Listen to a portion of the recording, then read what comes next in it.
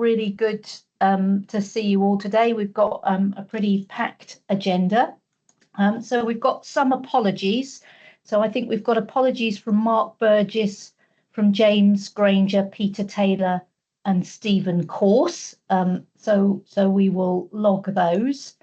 And then I think we come into a report on any chair's action, and I think we had one around a dental contract, if my memory serves me right. Is that correct, Sadie? That's in the private part of the meeting. Ah, right. Okay. All right. So there are no chair's actions for this part of the meeting. So we've done apologies. Declarations are set out in there. I'm not anticipating any changes to those. So the minutes from our last meeting, as always, really comprehensive and detailed. Thank you, Sarah. Anybody have any specific issues they wanted to raise on those? If not, are people happy to accept those as an accurate record? Okay, I'll take that as agreement. That's good. Thank you. And then we have got the action log that follows with that.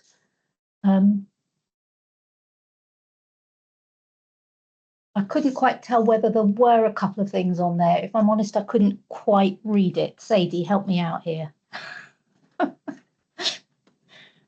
Thank you, Debbie.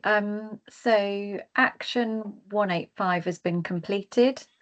Action 186, the delivery report, that's on the agenda today, along with the completed highlight reports. And we will be endeavouring to share those with you on a more regular basis going forwards. So I think we can complete that one. Yep.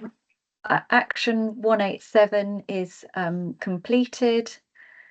Action 188, I am not sure if the LMC can update on that, because I don't think we've had an update from our side.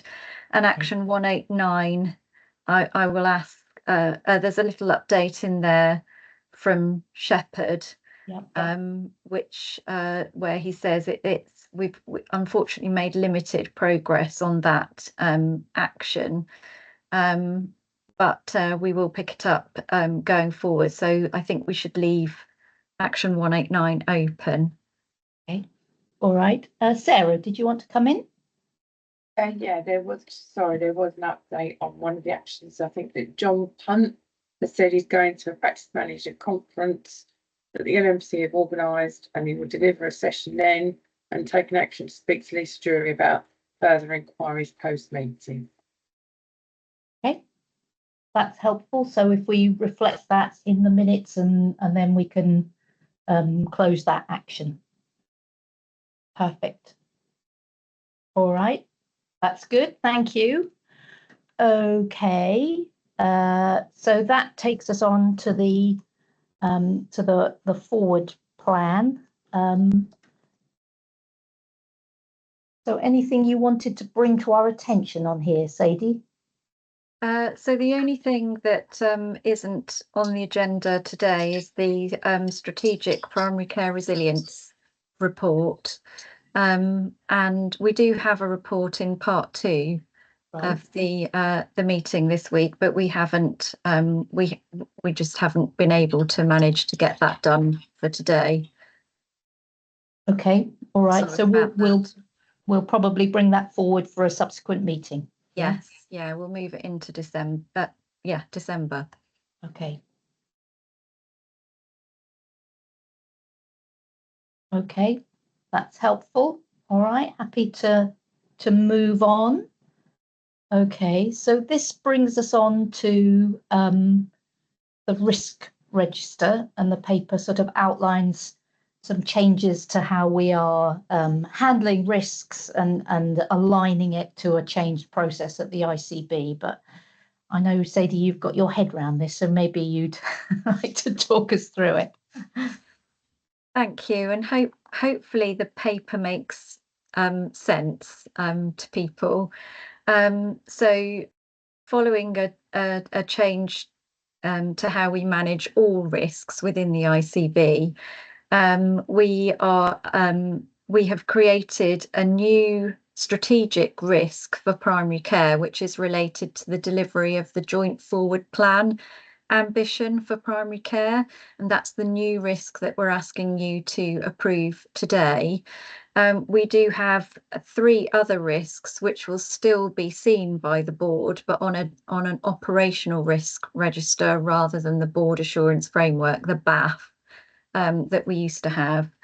The other main proposal is that risks scoring below 12 will be managed at operational level within teams rather than at committee level. So the only one that impacts for us is learning disability health checks, which currently scores 9 on our register, but we will still be able to monitor that through the delivery report because it's on there.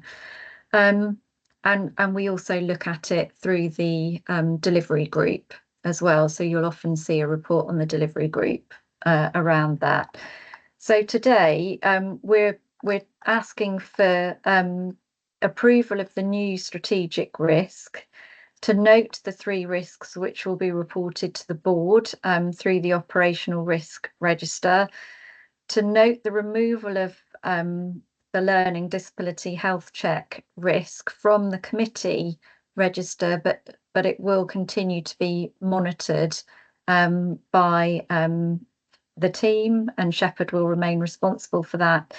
And then to approve the proposed changes to the target dates for 3 risks, just to reflect where we are with those, and they're highlighted in red. Okay. Okay, anybody want to come in on this?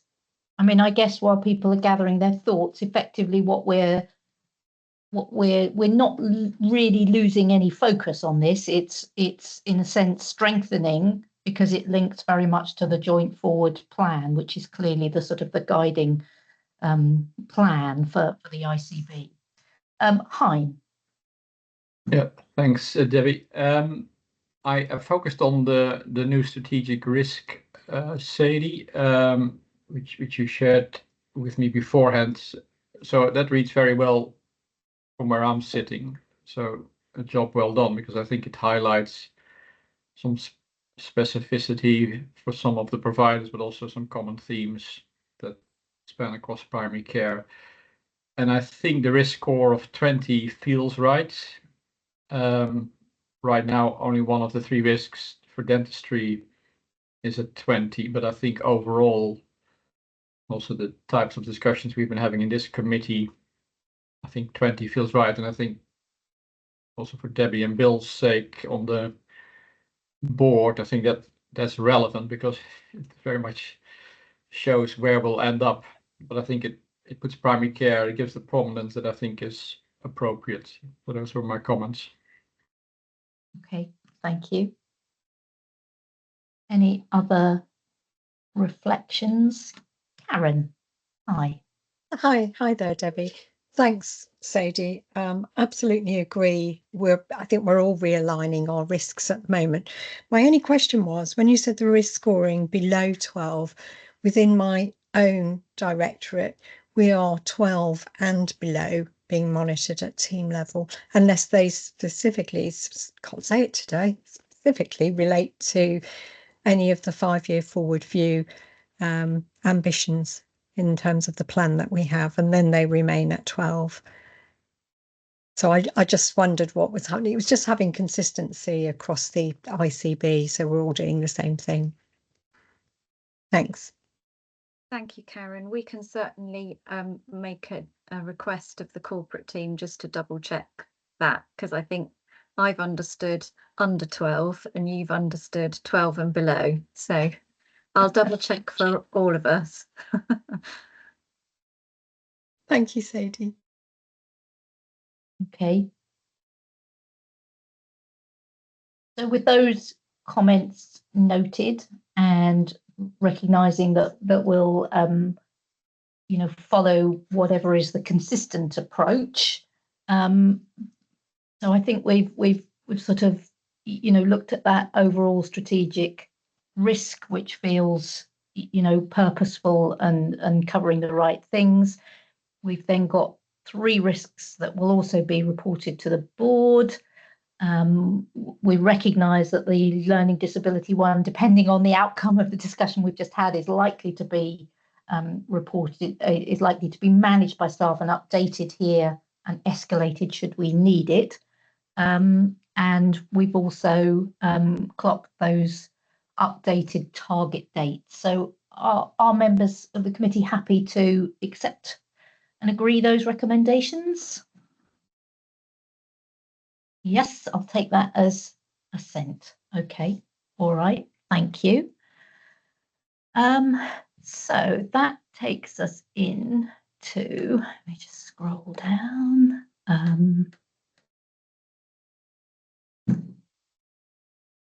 Wait a minute.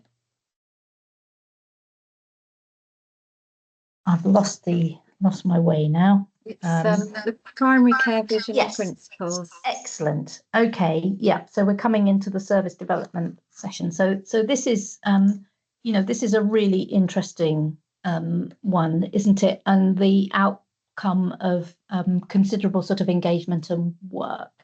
So Sadie, this is yourself, is it? Are you taking us through this?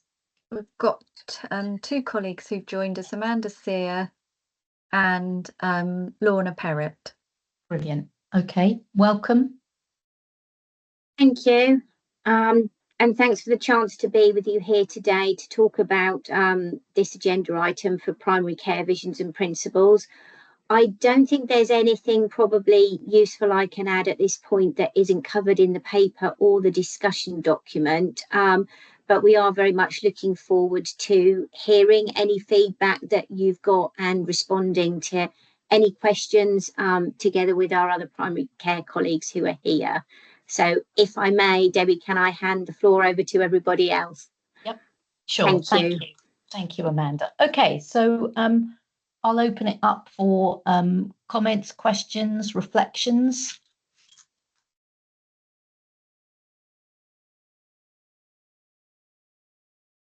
Andrew. Yeah, thanks. Hello, Amanda. There's quite a lot we'd like to talk about from Healthwatch, and maybe we could do that on a different occasion to this, if we can arrange it. But I just wanted to highlight one line that I found, and it's under the top paper. It says about principles, and the final one says recognise that there may be trade-offs in patient relationships, continuity of care, etc. Now, I fully understand there's got to be trade-offs, but I'm slightly worried that particularly listed is in patient relationships and continuity of care, which to my mind are absolutely the very 2 items that should not ever be traded off for something else. I wonder what you think about that. Yes, when you put it like that, I can understand why that might be a bit of a red flag. I suppose it's, as in some of the conversations we've had, as we've talked about modern general practice, which is about directing people to the most appropriate person, in some cases that may have a negative impact on patient experience if they're directed to somebody when they would rather see a GP, but if they end up with somebody who may be, best placed through the triage process, I suppose, to do that. And also, I guess there's that recognition as we move towards that population health outcomes approach, and we look at that, we may not have all the resources we need in terms of workforce. That means continuity of care would be maybe quite where we would want it to be. So I suppose it's about being realistic and recognizing that as we move forward, some changes may not all feel ideal to everybody involved, but I don't think it's an indication that we would be looking to compromise any of those areas. And I think we would absolutely agree that continuity of care where it's beneficial is one of the number one things we need to be mindful of. Thank you. I think I disagree in the sense that the emphasis should be the other way round. The emphasis should be on continuity of care. And remember, the whole basis of primary care, general practice, is relational, long-term relationships, not transactional. So I've said this maybe 100 times in these meetings over the last 3 years, and I'd be very happy to talk to you deeper about this offline, but really think this is important, and somebody somewhere has to acknowledge this. Thanks. Okay, thanks, Andrew. Bill. Yes, thank you very much. I mean, there's a lot in here, and I'm really pleased to see it. However, I do have a concern about the guiding principle of prevention, which I don't think is explicit enough in the document. And I think if we look at the serves our foundation for what we do, I think you might be able to infer that an element of prevention might be part of it, but it's not an explicit principle about keeping people well and stopping them escalating. So and it seemed to me, and maybe this follows on from what Andrew was saying, is that the patient being the centre of the primary, and that we put the care around not even the patient, the resident, the person being the key building block, and our journeys to keep them as well as possible. And I don't see that in this document as, you know, as much as I think it perhaps I would like to see it. I don't know if you think that's unfair. Okay, all right. Let me take a few more comments, Amanda, and then you know, perhaps yourself and Sadie and others will pick those up. Karen. Thank you, Debbie, and thank you, Sadie. I've had the opportunity to see this before, and I think it's very positive. There is a lot of information there. I agree with Bill's comments around prevention, and also Andrew in terms of patient experience and engagement. We'd like to see in the principle really that the population should expect to receive, you know, a quality, safe service that takes into account their patient experience. I think that's really first and foremost what we're doing it for. It's for our local population. But I think it's very good otherwise, and a huge amount of work has gone into it. Thank you. Okay, thanks, Karen. And Hein. Yeah, thanks, Amanda. It's great to see the level of engagement you and colleagues have undertaken. One comment I had builds on what Bill was saying, so that the document seems focused also in terms of language used for the primary care providers and less on patient population. It may well be done on purpose, but I would echo Bill that the patient ultimately, or the member of the population, the resident, needs to be able to recognize this as well. That's one comment. The second one is on the slide with the enablers. I would add one or two more enablers around funding and contracting, and we may not have an awful lot of control on that, but they are highly influential on what we can do. So I would acknowledge them, and maybe with a footnote saying it's less within our gift, but still there are enablers. Those were my comments. Thanks. Thank you. Is there any feedback from any of my primary care colleagues? Do you want to come back on any of that? Thank you, Sadie. No, well, thank you very much for those comments. They are really, really helpful for us. I suppose my comments in response are, yes, please, Andrew, we'd love to sit down with you. We have had shared this document with both health watches already, so really delighted to have a detailed discussion on it. I think you have highlighted some of the challenges that are faced when you know, I think we all truly do believe in continuity of care and how important it is as part of prevention, actually, and keeping people as well as possible. It doesn't always fit with expectation, especially in terms of kind of urgent access and the some of the national requirements around developing the modern general practice access model. So I think you're absolutely right to highlight it, and what we will need to do as we move from the vision and principles into developing our sort of overall primary care strategic framework is to think about how we can try and marry this up in a way which we think best serves our local population. And I do agree with what Amanda says in that, you know, there's trying to deal with the what improves the experience versus what's actually clinically appropriate is sometimes quite challenging. So we'd really appreciate further discussions around that, because I'm sure you can help us with that one. And fully support the other comments around prevention and also the enablers. So thank you very much for that.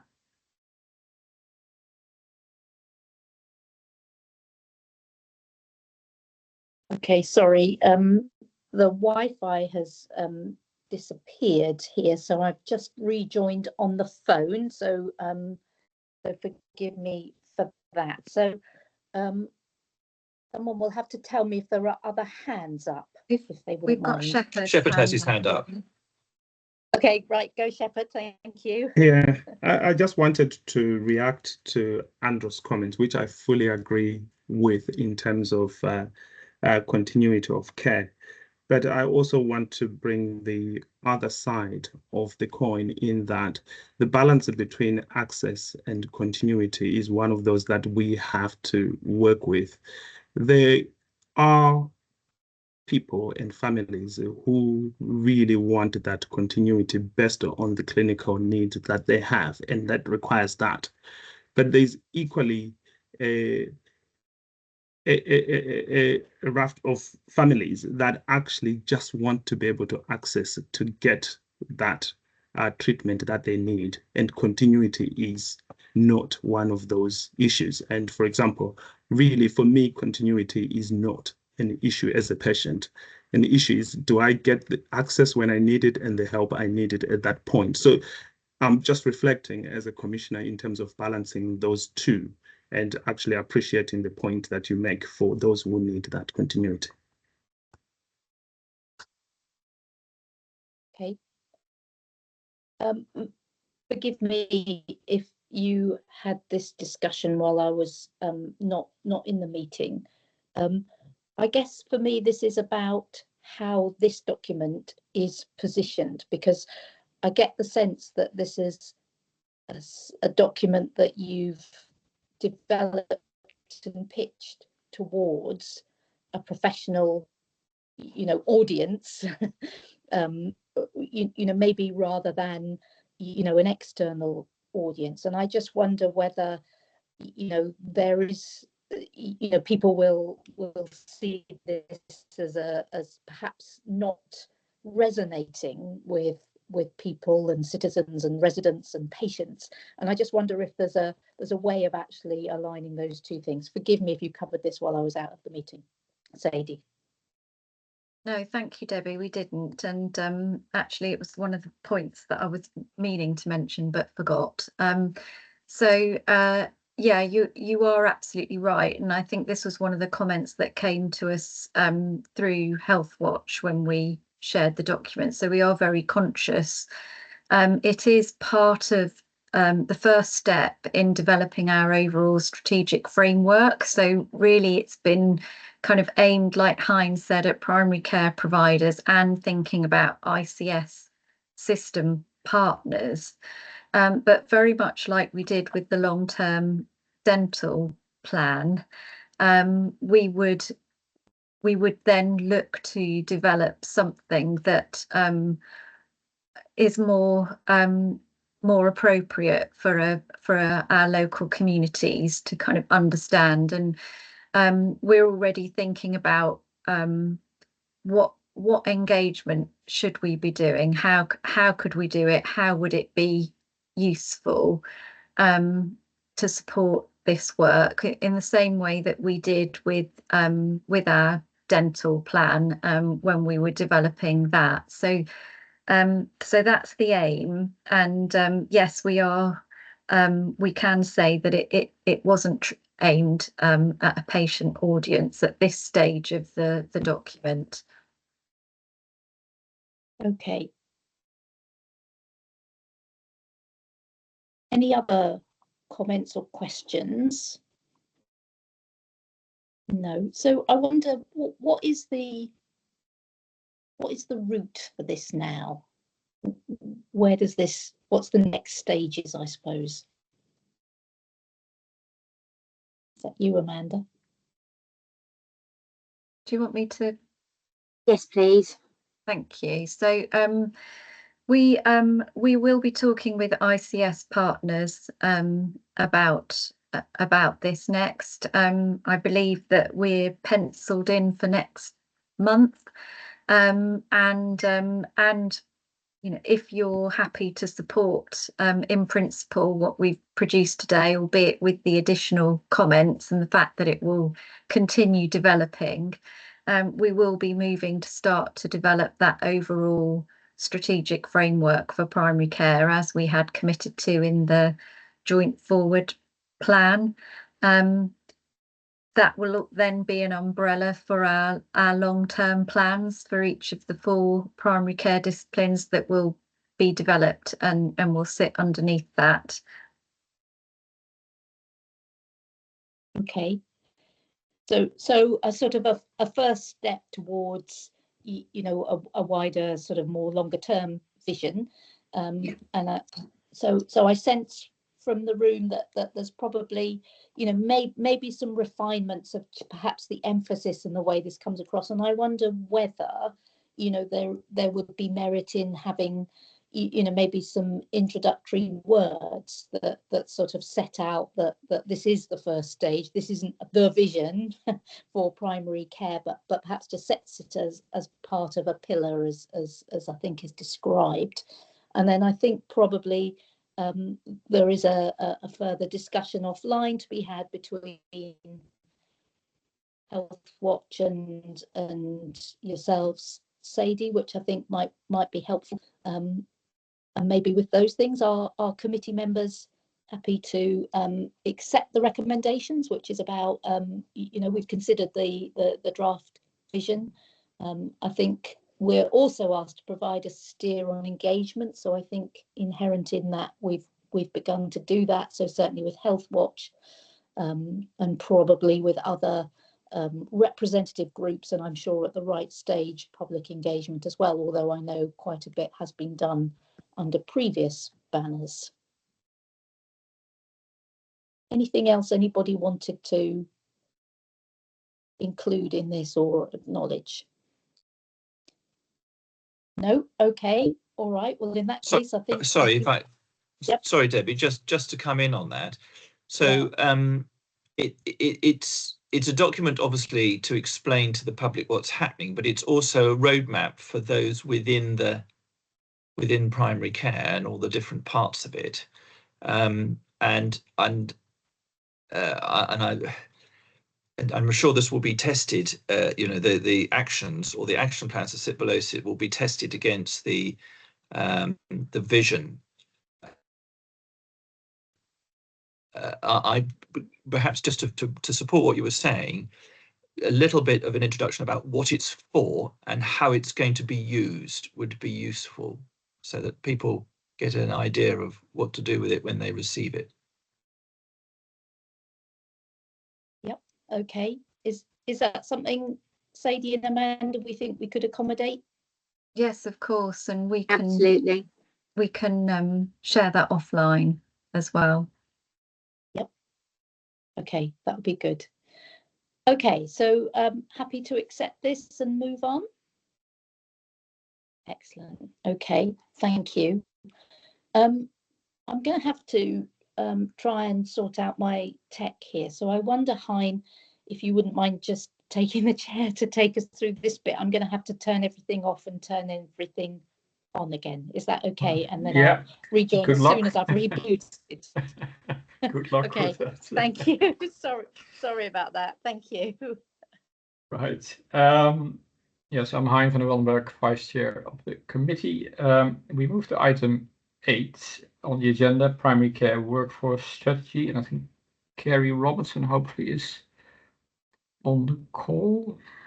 I am, Hein, yeah. Yeah. Hi, Carrie. So you can assume people have read the preview, but it would be helpful in a couple of minutes just to pick out the highlights, and then we'll open up for questions and comments. So over to you, Carrie. Okay, that's fine. Thank you. Hello, everyone. So I'm Carrie. So I'm the Primary Care Workforce Lead in the Primary Care Workforce team. I'm presenting this on behalf of Jade Robinson. So I might not be able to answer all questions, but I can take anything away that I'm not sure of. So I'm presenting this paper and 2 appendices. So it's the Primary Care Workforce Strategy and then the Operational Delivery Plan. So the strategy is for 2024-27, and it focuses on the key principles of train, retain and reform within our primary care workforce in line with the long-term workforce plan and the ICS 5-year joint forward plan. So the strategy focuses on the 3 sectors. So it's general practice, dental and optometry. It does acknowledge primary care pharmacy workforce. However, pharmacy workforce is now under strategic direction of the medicines optimization team. So they are developing a separate strategy for the system for that, just in case that was a concern why that was separate. So this strategy has gone through a consultation process. It has been well received amongst key stakeholders, including primary care colleagues and all 4 of the committees, so the LMC and the equivalent in the dental, pharmacy and optometry sectors. The strategy has gone through EMT and is now coming to yourselves for formal ratification. And then the second appendix is the operational delivery plan for 24-25. So this sets out each of the primary care sector's workforce programmes aligned to the primary care workforce strategic pillars. So these programmes, they've all been approved through the triple op process, the moderation panel and the ICB executive board. And the recommendation for this is to note the operational delivery plan. We're also pleased, it's just a bit of a shameless plug, we are also pleased to have been nominated for a HSJ award for one of our workforce initiatives, for Workforce Initiative of the Year, for the newly qualified GP programme. So we're very happy about that. So yeah, keeping it short and sweet. If there are any questions on those. Many thanks, Carrie. Opening up for questions and comments. Karen. Thanks so much, and it's lovely to see you, Carrie. I think it's, you know, an excellent piece of work. My goodness, there's a lot to look at, isn't there, now with pharmacy, optometry and dentistry there, and we're well aware of some of those challenges.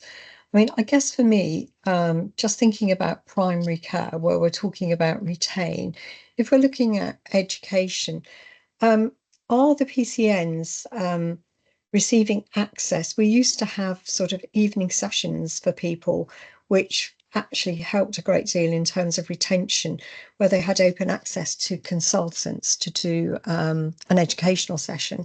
And I wondered whether they were happening or had been considered as part of this work moving forward, because sometimes it's not about financial remuneration. That is important, but it's actually the other things, isn't it, about being able to access some easy CPD for people, keeping people updated, keeping that network going with our acute care colleagues. And I just wondered whether there had been any further progression of that, because it stopped for a while in terms of where it belonged in the restructure. Thanks. Thanks, Karen. I'm not sure about access to consultant, but there has been an inclusion of some of that non-clinical CPD and development for those management areas for practice managers and equivalent roles. Okay. Sadie, maybe you want to add on this specific point? Thank you. I think Karen raises a really good point, and it's certainly something Jade and I have had some discussions about. I think that we will start to. The short answer is no. They're there are some informal arrangements from time to time within individual localities, but not a consistent approach like we used to have in individual CCGs before the pandemic. However, we are developing our interface program of work now that we've recruited into that vacancy, and this is one of the areas that I suspect may develop out of that, but we're at a very early stage at the moment of considering it, but it is on the list. Thanks, Lisa. It's a very good report. The main issue that what the LMC can see is actually recruitment and retention and getting the right people in the right places, because at the moment general practice is extremely vulnerable. There is limited funds, and with financial pressures it is impacting and getting the right people in the right place. And general practice is generally losing what I call highly experienced, not just clinicians, but what back office and admin staff. And it takes a long time to recruit, retrain, and actually get the right skill mix. And you need them back office as much as you need the clinicians. And there needs to be a focus on that area too. Thanks, Lisa. I saw a lot of nods as you spoke. Sarah. Yes, hi. Thank you, Kerry. We had a North Norfolk practice managers meeting yesterday, and I know Jade couldn't come to it. But we were given an update to say that there are some consultant training sessions running. I can't remember the exact days, but the problem is it's no time ever fits everybody. So we have asked for them to be recorded. And then I could play them back to clinicians, and other managers could play them back at a time that suited the practice. I think probably the biggest feedback on those would be that apparently they do discuss specific patients in them. So potentially if we took that out, then they could be recorded, and then there would be a wider reach with then practices could, play them back to their own clinicians. So that would be my comment on that one. And secondly, Lisa's already alluded to it. We can get through without nurses, we can get through without GPs. It's not great for the patient, but we can. What I can't get through, and what other practices would not be able to get through, is the lack of secretaries that we're missing, the lack of reception staff to allow patients to access practices, the backlog of summarising that needs to take place when these, they're quite, they're not professional roles, but the skills that they do are very professional in their sphere, and we're losing that, and that corporate knowledge that some of these staff members who are now retiring, or they're going to work in a commercial organisation because the pay is much better and the hours are much better. It's those roles that we're also struggling to recruit to. And I don't see those really mentioned in here at all. Yeah, so maybe that's a point for consideration in fine tuning. Thanks, Sarah. Bill. You're on mute, I think, Bill. There's always someone, isn't there? Sorry, Hein. Gosh, there's an awful lot in here, and it's really great to see. There's so much in it. I just have one point really.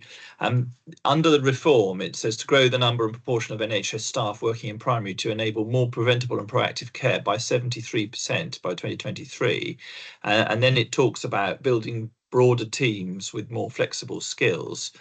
I'm interested to know sort of how that will sit with the way, obviously, that primary care is delivered at the moment, because this would, I'm assuming, be across networks rather than within particular practices.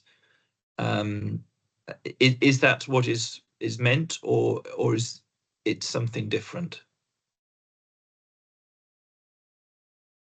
comment, Kerry. Hello, Bill. I might have to take that one away. I believe she's talking about things like the ARRS roles, etc. But I might have to take that one away. Okay, thank you. Okay, I'll note that as an action. Thanks, Bill. Lauren. Hi, yeah, I know the pharmacy strategic workforce plan will be developed in the medicines optimization team, but I just wanted to highlight here that when you're planning training and development and opportunities in particularly in PCN areas rather than across the piece, the multidisciplinary training opportunities that really enable pharmacists and their GP colleagues to develop their relationships locally and understand each other's pressures, skills, and increase signposting and referrals, etc. So although I know that's not part of this plan, if it can be acknowledged that there can be some real opportunities if we link up some of the training opportunities, although it might be from one person's budget or another person's budget, just inviting each other into the same room can be really helpful in terms of relationships and interoperability and integration. It's an excellent point, Lauren. Sorry to put you on the spot, Michael, but I hope that resonates with you from the medicines optimization team as well. Yep, noted. There is a bit of a work stream with the Deputy Medical Director, who's Mike Smith, who's in post, and he does lead on sort of the multi-professional training as well. So, but I'll make sure that's widely circulated. Yeah. Excellent. Any further questions or comments?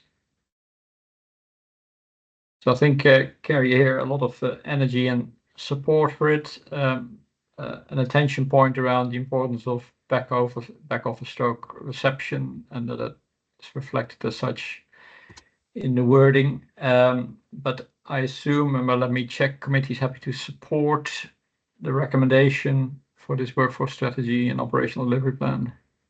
I see several nods. Excellent. Many thanks again, Kerry. Thank you. I see a fuller screen of Debbie, so let me check, Debbie, how you Thanks, Wi-Fi.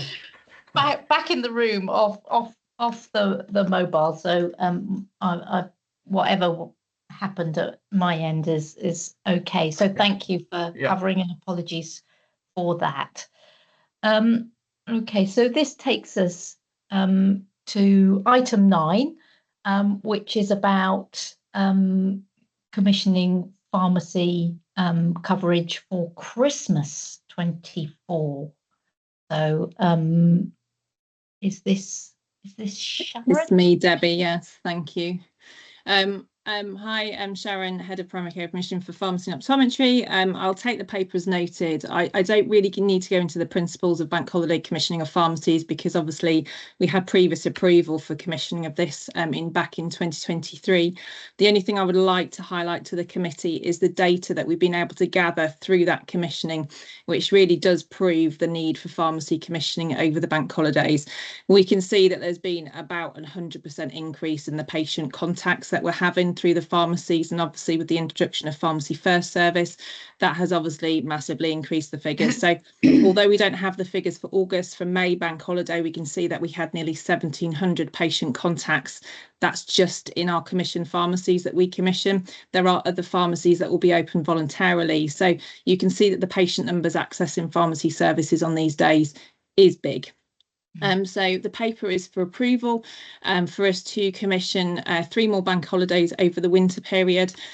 This restriction of the 3 is just due to finances, but obviously we would also like to gain approval or for noting for our intention to carry on trying to pursue finances to ensure that bank holiday commissioning pharmacy is done on a recurrent basis. Any questions? Okay, thank you, Sharon. Anything from committee members? Andrew. Yeah, thanks, Sharon. Just a clarification point, really. When people attend the walk-in centre, which a large number of people would do on bank holidays, do they have available stocks of immediate medication to both prescribe and supply immediately, rather than asking people to go off and find one of the pharmacies that are open? Because I know, again, just from conversations, that can create problems for people. And the other quick point just to ask, is there a good emphasis on end-of-life care drugs being available in those times? Thanks. I'm not sure in terms of the walk-in centre, in terms of their contract, in terms of their requirements to hold stock and supply. I should imagine if pharmacies are open, it's probably very likely that those patients will have to be referred to pharmaceutical services as part of the contract. However, out of hours, I know that if pharmacies are not open, then obviously a supply can be made, particularly from our out-of-hour provider, IC24. So, Andrew, I'll take that away as a point to look into. We are going to look at working with the walk-in centre, particularly around Pharmacy First and referrals out from there to community pharmacy. So that's one of the things that we can raise. We have just also commissioned the new palliative care scheme on a 2-year cycle for 23 pharmacies to hold palliative care stock. When we do the commissioning of the bank holidays, we do review the palliative care pharmacies that have applied to be open. If we find that the provision is not suitable enough, then we do have some remaining funding to potentially allow some of the bank holiday pharmacies to hold palliative care stock. So it's definitely one of our criteria when selecting pharmacies for this provision, and it's something that we do review along with the COVID antiviral supply pharmacies as well. Thank you, Sharon. Rashmi. Yes, thank you. Sharon, did I hear correctly that you said that you're requesting for non-recurrent funding? Because I thought it's been approved in the triple lock. The £30,000 has been approved at triple lock, but what we are seeking to do in the future is to find another financial source to enable us to do this on a recurrent basis. If we find the funding, then we will bring that future commissioning back to PCCC or the ODG for approval. Right. Okay. Can we any new commitment required would need to go through triple lock. Can we take this offline, please, so that I'll explain the process to you and we can take it from there? Yeah, this has gone through triple lock, so the £30,000 has already been approved through triple lock. Yes, but for the future ones as well, then. Yes, yeah, I understand the process, and the process will be followed for all finances and for future services. Thank you so much. Thanks, Ben. Thank you, Bill.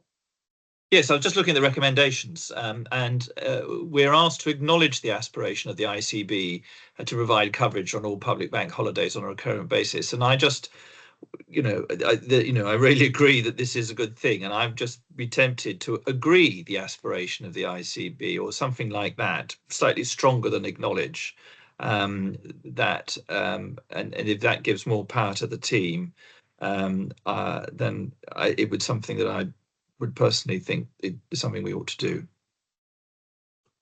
Yes. Okay. So maybe we could,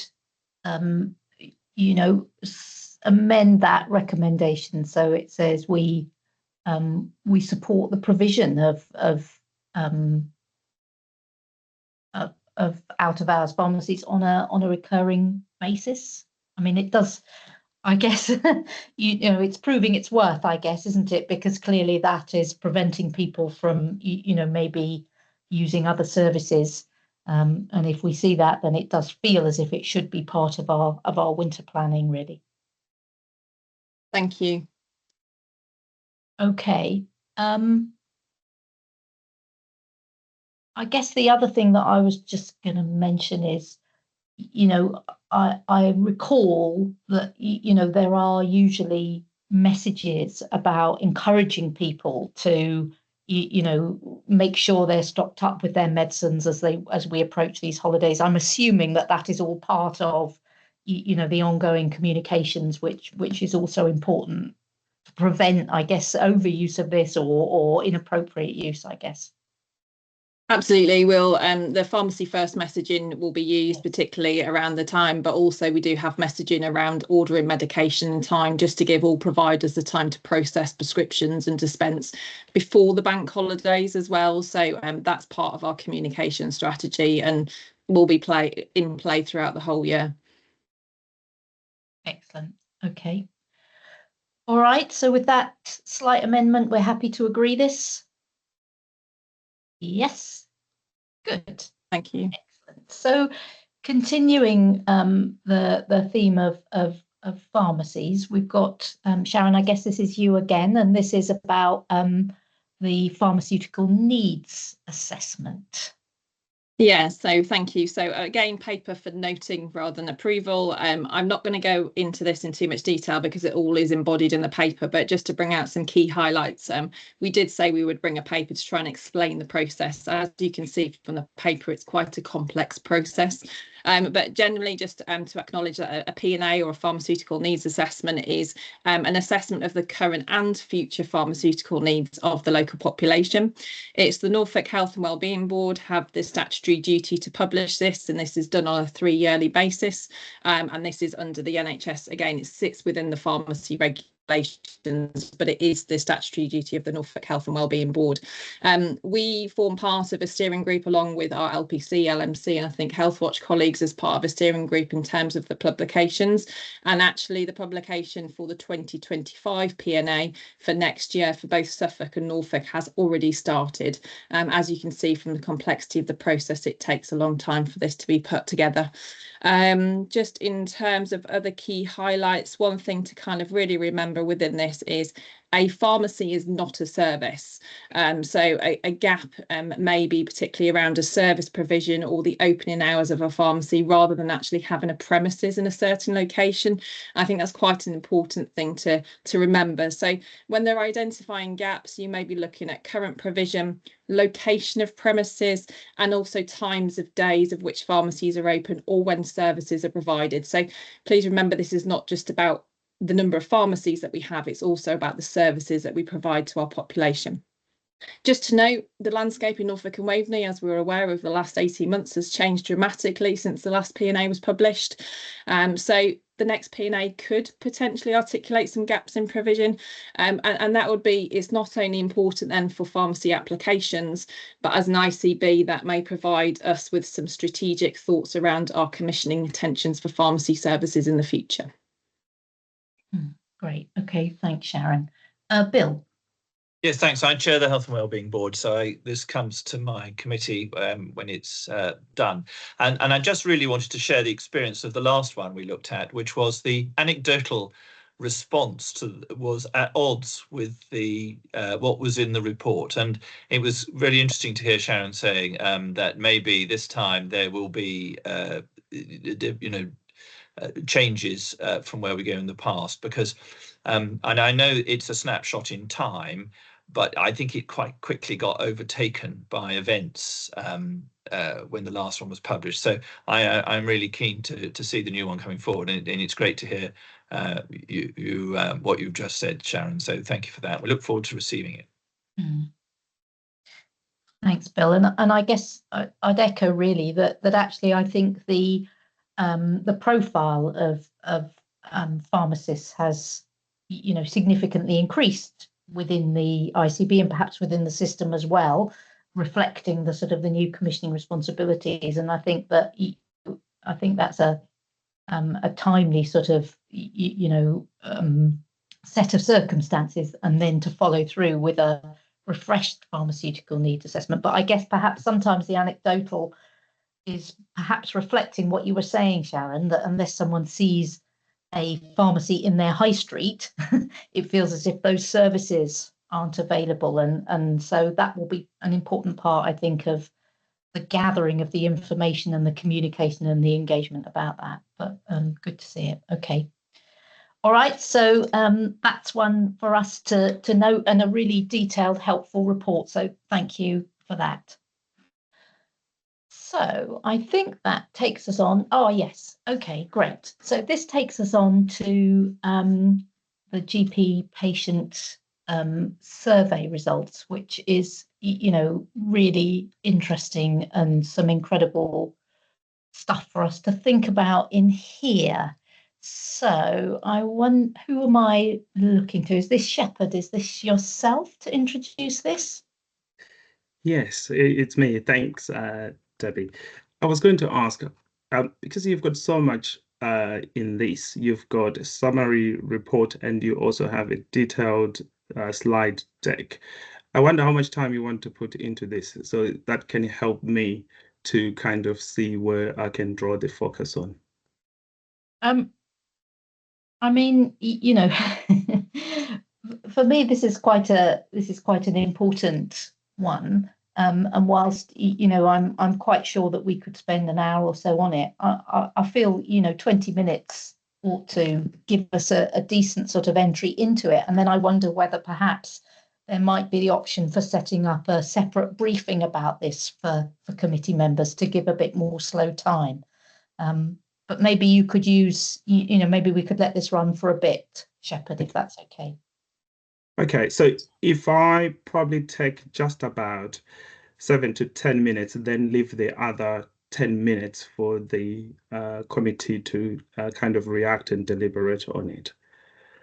Okay, so just to give a little bit of context before I probably set the areas that I just want to draw your attention to. So this is an annual survey, and over the years it's been done for general practice, and this time around there are some early insights around dentistry and also pharmacy and Optum there.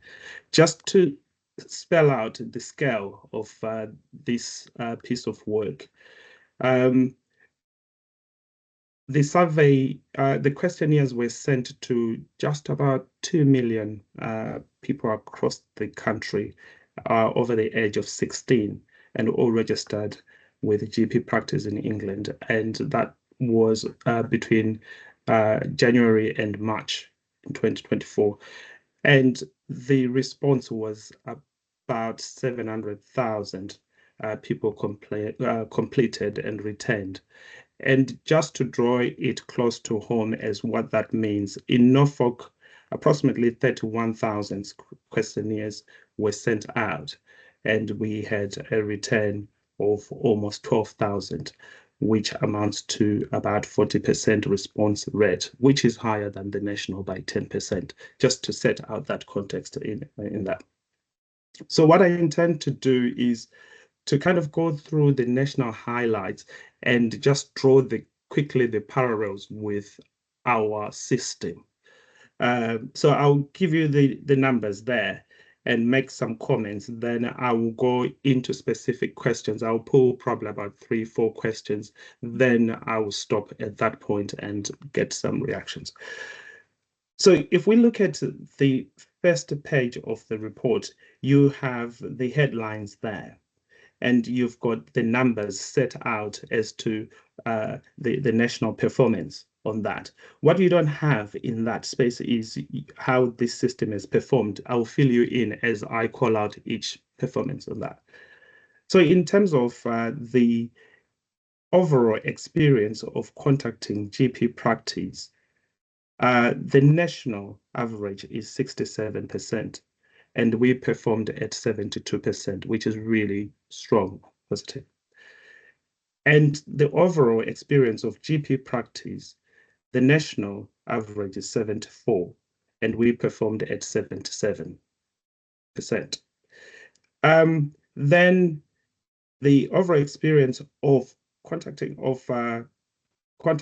NHS services when GP practices are closed, the national average was 56 and we were at 58%. So that's pretty much close. It's neither here or there.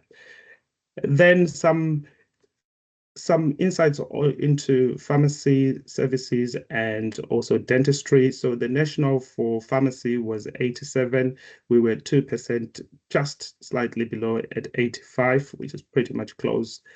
Then we know the challenges we have with dentistry. The national was 69 and we were at 56, but there is quite a detailed kind of information that the team has put in there in terms of what we will do to understand that data. And we're really looking forward to go through that. Okay, so those are your national headlines. But I think for me, I'm really pleased with the report that we are performing well on the main above the national average. And I'm really encouraged about the work that we are doing to strengthen the grip on our pharmacy and dental services. And I'm confident that with the team and everything that we have in terms of supporting the system, we will be in a better place than where we are now.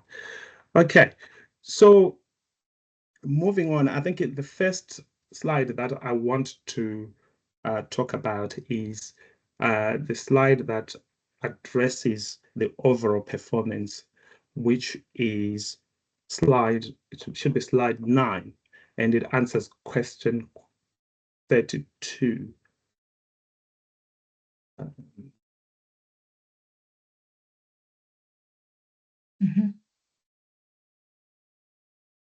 Right. The question is, overall, how would you describe your experience of your GP practice?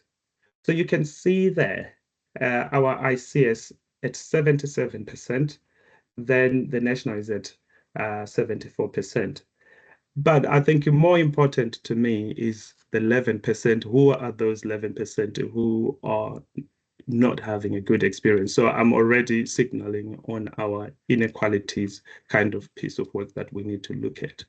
But I also know that the response rate is 38%. So we've got almost 60% that have not said. So it's something that we just need to hold on to as we work through this.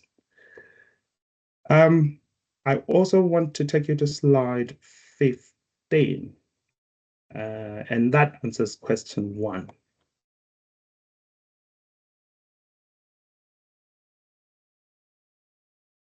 Which is how easy is it contacting GP practice on the phone? Right. Whilst we are performing above the national average, and I think what this tells us is there is a challenge in terms of access to just get to speak to someone at GP practices. 55% are saying it's easy, but about 33% is saying no, it's difficult to do. I wonder what is the difference there. What do they say? I suspect, I do take that we're above average. I do take that it's a national issue, but it shows that we've got a challenge we need to address. But on a positive note, I know that I've got colleagues in the team that are working on the modern general practice pieces of work, and we'll start seeing some gradual improvement in that space. Moving on, I also wanted to highlight question 2, which is about ease of contacting GP practice using website. And the reason I'm highlighting this, I think the difference between our ICS and the national is quite significant. And it can only attest to the fantastic work that our digital team is doing. And I think every time we get presentation from the digital team, I always feel energized and encouraged about the work that we do. So I just wanted to give a shout to colleagues on that one. Going to slide 22. I'm not sure why did I pull 22. So, okay, so slide 22, it was just to highlight the activity there around phone calls and the experience, what happens once you've received a phone call. I'm not going to dwell more because I don't think I still have enough time, but I wanted to spend a bit more time just to challenge ourselves on inequalities, because there are slides that shows what is happening, and I think they're almost, it's 41 to 43 if I'm right. Right. So it's slide question 25, slide 43.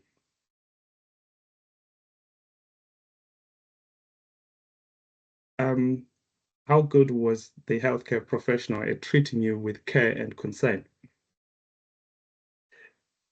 If we look at the gender aspect of it, we can see that actually the experience between female and males, it's the same.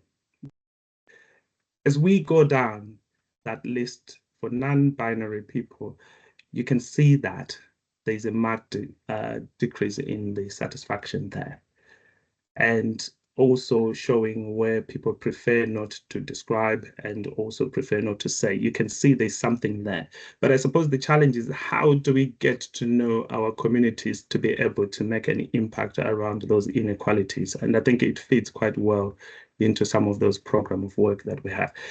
It doesn't get better, I think, as we follow through. I think the gender identity space there's something for us to try and make an impact and be more inclusive. And I wanted to follow through around the edge. I think when it comes to edge, it's very interesting how it gets better with edge in terms of satisfaction. I'm not sure. It would be interesting whether there are any reactions in terms of that. But yeah. Then still going, still on question 25, we've got the IMD deprivation there. There's something for us to pick from that. But I wanted to pick on learning disabilities because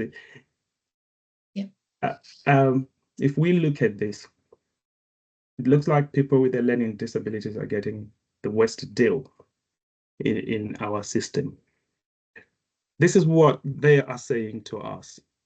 And we can either say that voice doesn't matter, but to me, I think I can hear it loud and clear. There is something that is not right in our system that still needs to continue to improve. We can see that there's 75% there. Then you go to mental health condition. I think I'll probably stop there and allow the discussions to take place. But I think if we follow those slides through, you can see actually where our inequalities sometimes sit in our system. Yeah. Thank you, Shepherd. I think that's really helpful for you to just have sort of highlighted some of those areas that merit further thought and investigation. But I'll just open it up to see if anybody at this stage wanted to make any reflections on that or ask any questions. But I do think it would be good to have another session on this in where we've got more time to digest it. But open it up to the committee first. Karen. Thanks, Debbie, and thanks, Shepherd. That was, as I say, a lot to get through. I think it's really pleasing where we see ourselves as achieving slightly higher than national. But I think you're right. I think there is more work to do in terms of the number of participants that are engaging, because the more people we can get, the richer the data. I think positively, we've seen some really good things there, which bust some of the myths we sometimes hear about not being able to have access. But I do think equally we need to be sort of a little bit more aspirational on some of our figures, particularly looking at the dentistry. And as you say, what are we going to do? We can see underneath that data there is inequalities. And it's so what we're going to do next about it and how we're going to take that forward and who will take that forward. Because it really concerns me, Shepherd, when you're looking at, underneath that, there is a low-lying level of something, isn't it? And it's how we get to the bottom of that. But thank you for sharing. It was really good. Thank you, Karen. Anybody else? Ian. Thanks, Debbie. Thanks, Shepherd. Yeah, just a couple of reflections, if I may. You asked the question or posed the question about age. I think these results are absolutely a reflection on societal changes, whereby the public has become more demanding over the last 5-10 years. We see it in education, we see it across many different fields, and specifically the younger elements of population who are geared up to 24/7 deliveries through the delivery channels of fast food.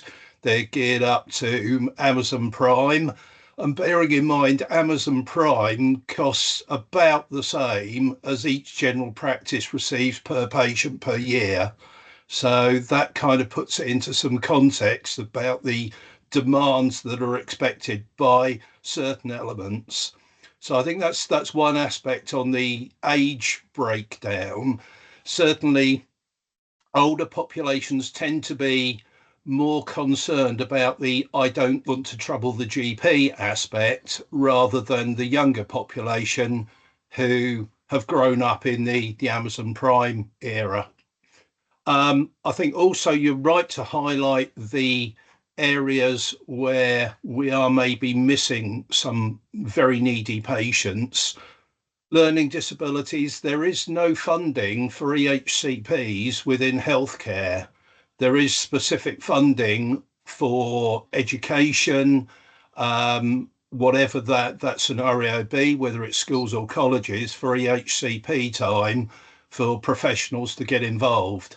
So that's maybe something to have a look on the back of what you've picked out from the report. But yeah, thank you for putting together the slide deck. I think that's really useful. I think practices should be congratulated and indeed pharmacies, because ultimately across most of the metrics, we're in a better position than nationally. So thanks to everybody. Thank you, Ian.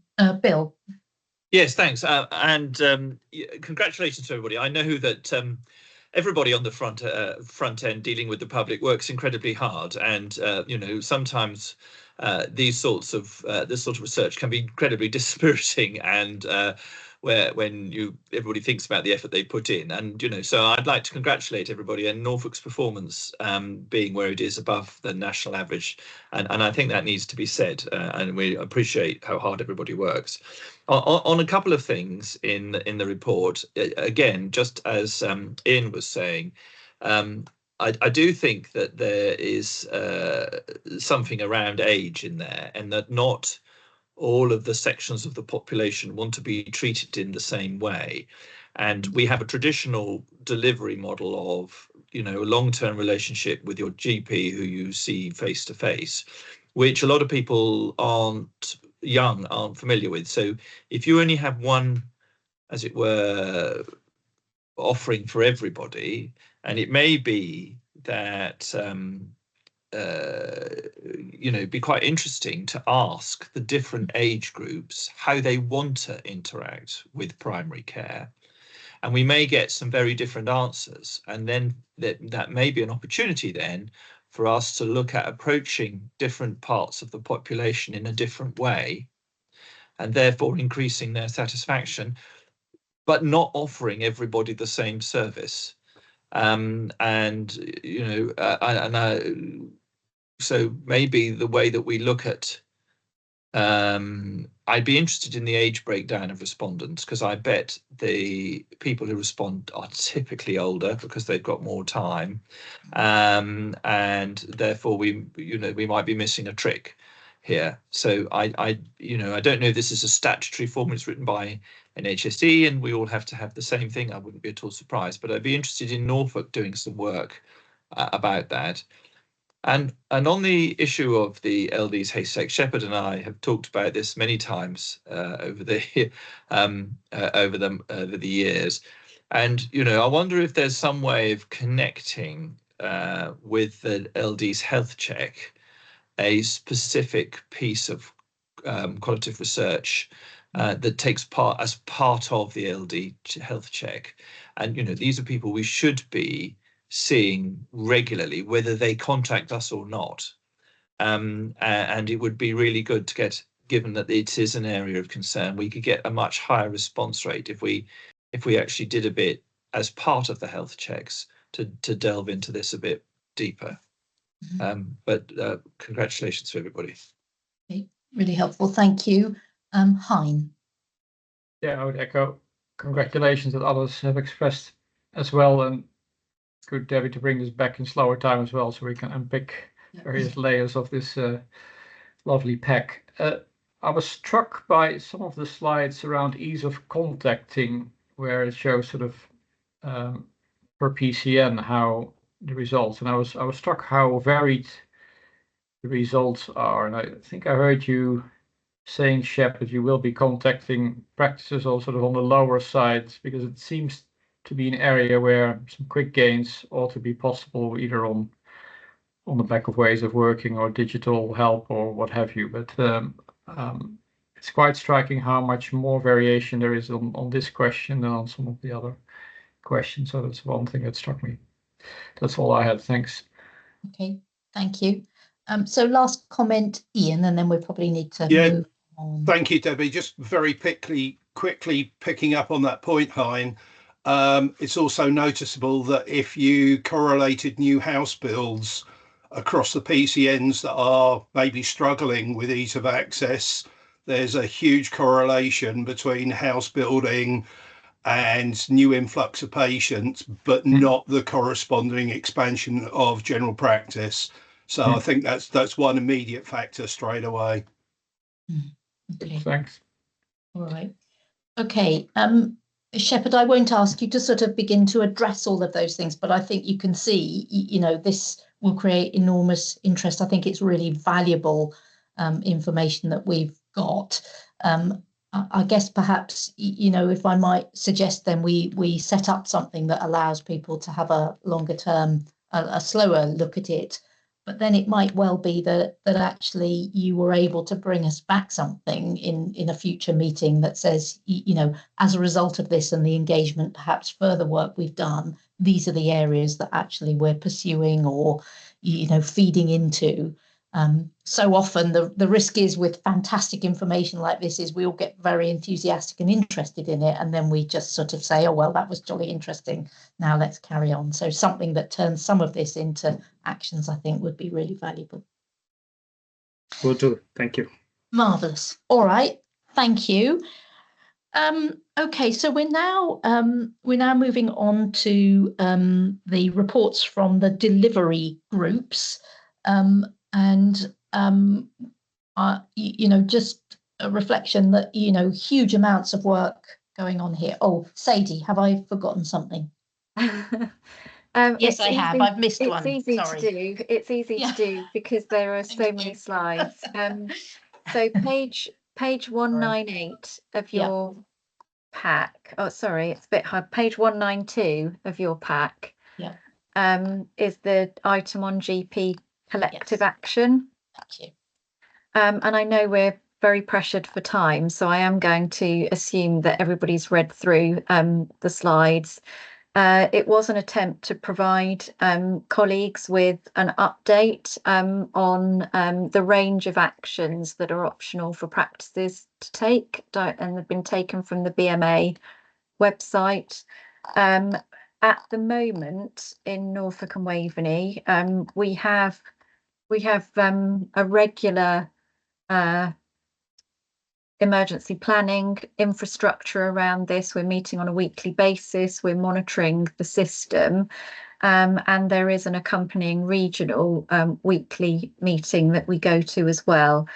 As it stands, we haven't yet noticed a huge impact as a result of GP collective action, but I think we were all conscious that with the holiday season, practices were going to have to carefully consider what their response would be before they implement it, and not everybody was able to do that throughout August. So we do expect that we may well start to see impact of any decisions coming online throughout September and into the winter period. But I hope the update is okay for members, and very happy to take any questions or queries. Great, thank you. Anything for Sadie? Sort of watch this space, really, isn't it? Yeah. Okay, but very helpful to have that sort of set out in those slides, so thank you.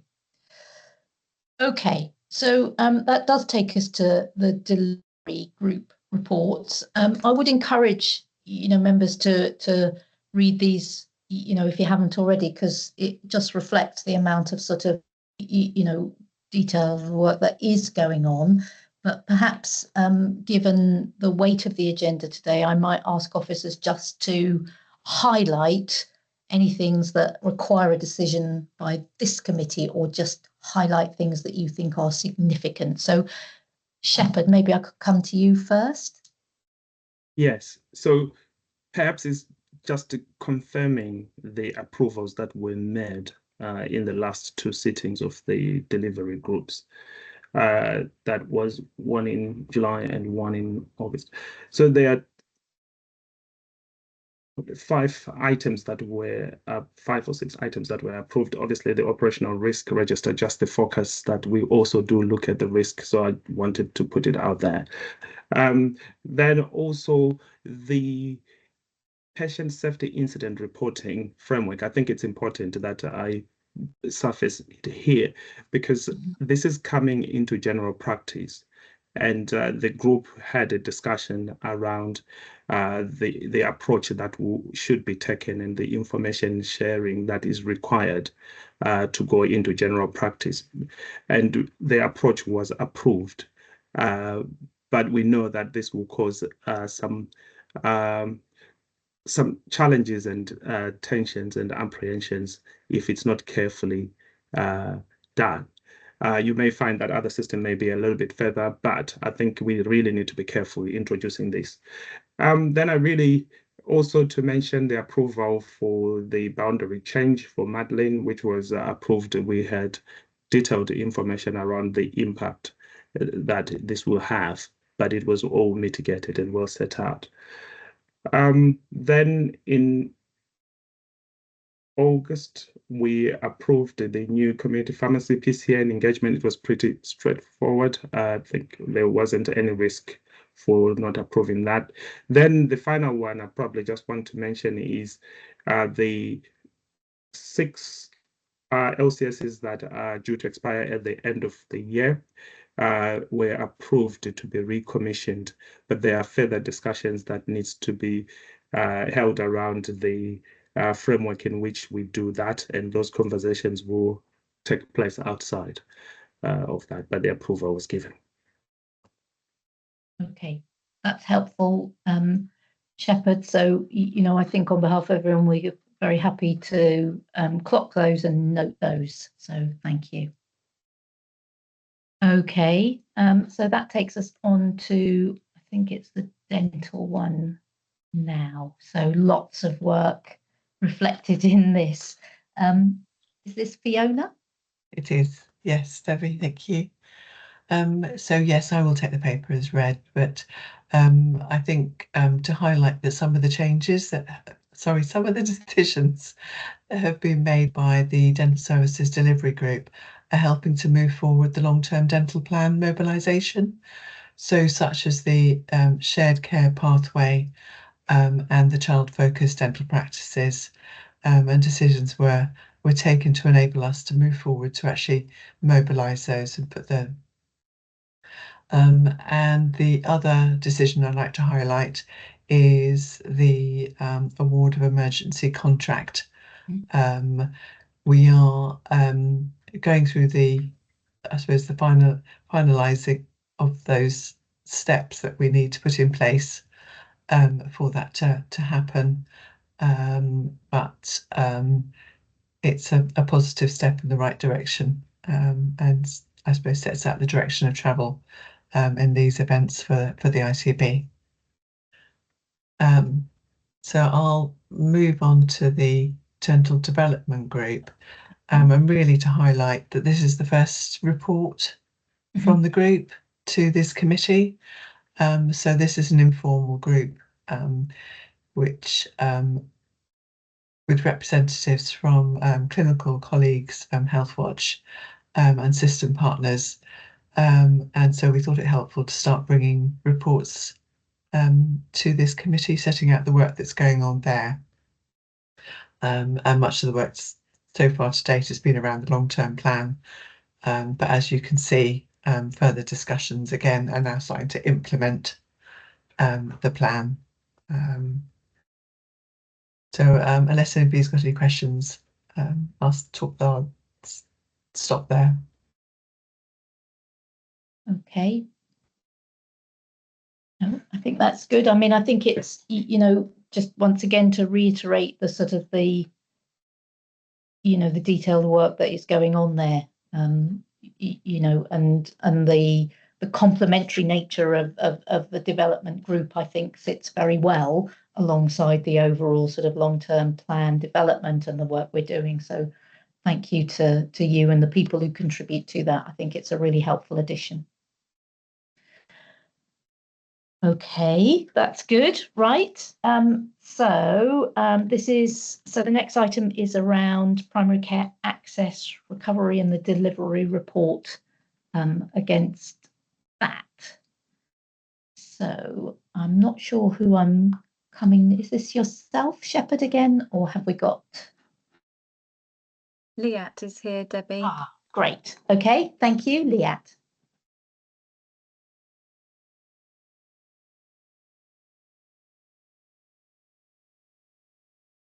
Oh, what's happened to She Liat? was there. Sorry, didn't find her. You want to go ahead? We got Liat online. I think she was online earlier, so maybe technical issue. Shall I do it? All right. Yeah. Shall I Thanks, do it? Sadie. Thank Yeah, you. Yeah. thank you. We brought the first one last time. I'm going to assume that everybody's read the paper. We're still experiencing challenges in producing a dashboard. We are having some ongoing conversations about how best to do that with the business intelligence team. But what Leah has managed to do is to pull together some data for you with a little bit of narrative attached. So as you can see, we now have our Pharmacy First consultations, and if we look at that in the context of the amount of activity that's happening in general practice, we remain very keen to really try and increase the level of activity in Pharmacy First. It's still a relatively small number of appointments that are going through there, but really important part of the access improvement work that's being done across the team. We still have a huge amount of appointments happening in general practice. We do sit slightly below the regional average for the proportion of those which are seen within 2 weeks. And I think we need to do more work on that, and I think it may potentially be a coding issue. There is a way to code appointments, for example, that the patient has requested is beyond 2 weeks, or where it's part of the planned long-term condition management. And obviously with an aging population, that's very relevant to most Norfolk and Waveney practices.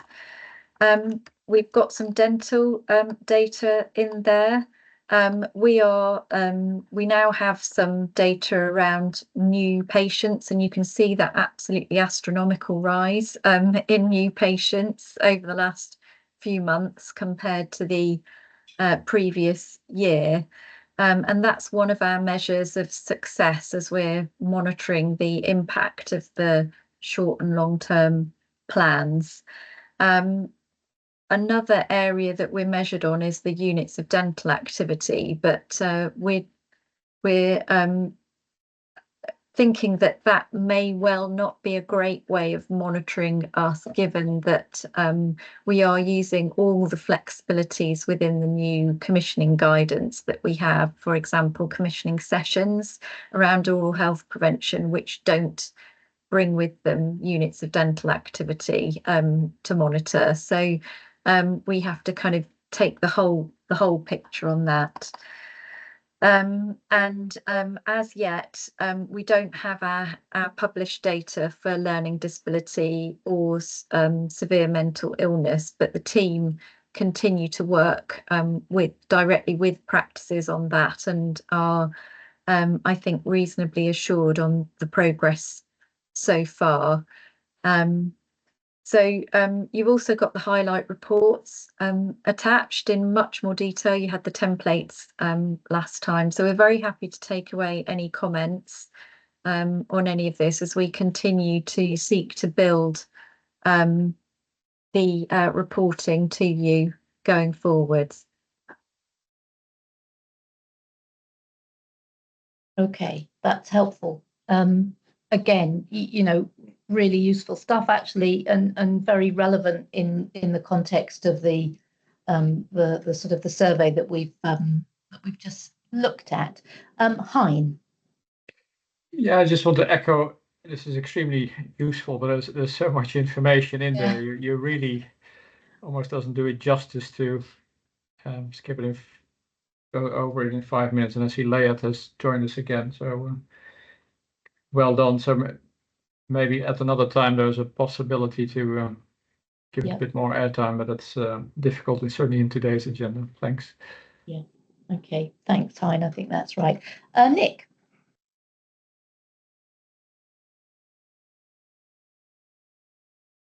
Oh, we can't hear you, Nick. I don't know whether you're on mute, perhaps.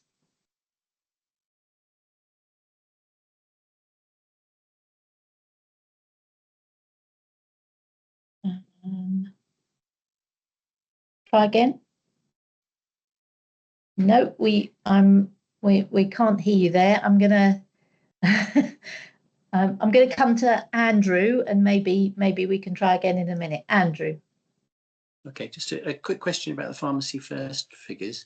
Is there a difference between people who self-refer straight direct to the pharmacist, and I think you've put some emphasis, Sharon, on the referral from a practice to the pharmacist. Is there a difference there? Yeah, Andrew, the figures do actually break it down in terms of referrals from general practice and patients actually walking in. And we are seeing the majority of patients walking into the pharmacy.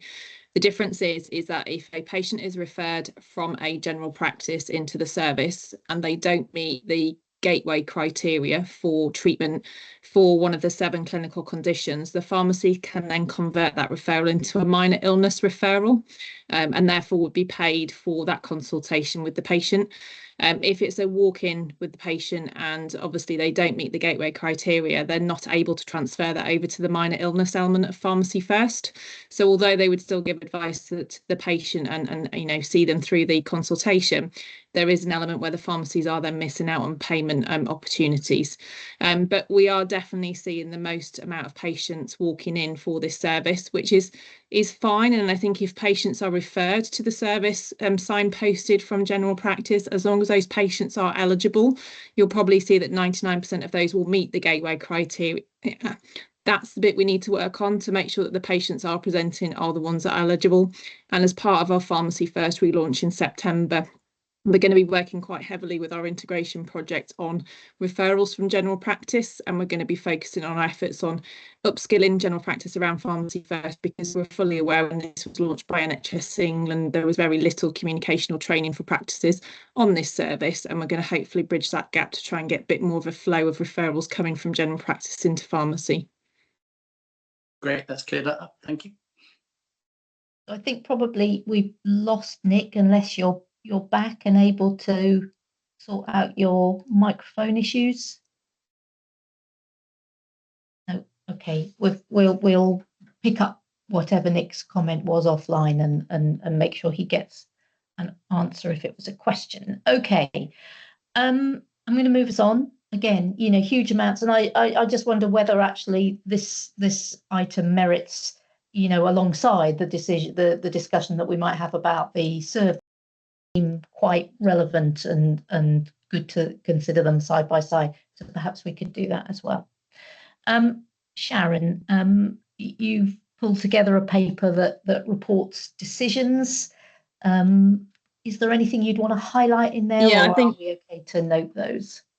No, I think it's just duly noted. There's nothing necessarily relevant in there unless anybody wants to cite a conversation. So that covers both the contractual elements for pharmacy, so all of the PSR committee decisions, although some will be heard in part 2, and the optometry contract provision as well, with just some additional information on optometry contracts there, because I think last time we bought this, they just wanted a further explanation of what the GOS contract was.